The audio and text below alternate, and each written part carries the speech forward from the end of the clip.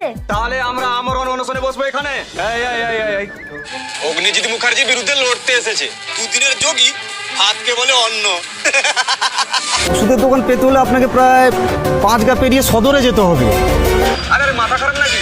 রাস্তার মাঝখানে কেউ এভাবে আসে? দাদা বলছি আমার কাজ হয়ে গেছে, এবার কেকের আগুনটা জ্বালালে বাকি কাজটা হয়ে যাবে।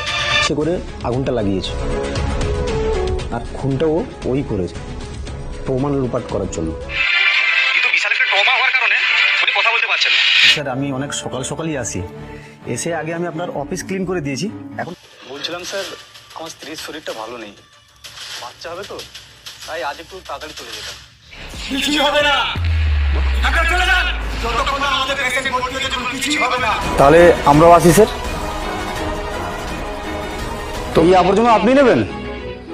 নীল, আমার কি, আমারই তো কাজ কমলো। আমি জানি আপনি গাঙ্গুলি পরিবারের শত্রু, কিন্তু আমি নই। এত বছর তাদের দয়ায় আমি চাকরি করেছি, ওনাদের নুন খেয়েছি, ওনাদের সঙ্গে বিশ্বাসঘাতকতা করতে পারবো না। আমাকে মাফ করবেন। আমার ভুল হয়ে গেছে ম্যাডাম, আমি নিজে লোভ সামলাতে পারিনি। উনি আমাকে দিয়ে আমাদের সমস্ত ফেস ক্রিমে কেমিক্যাল মিশিয়েছিলেন, কিন্তু এটা আমার করা উচিত হয়নি। আমি অন্যায় করেছি, আমাকে ক্ষমা করে দিন।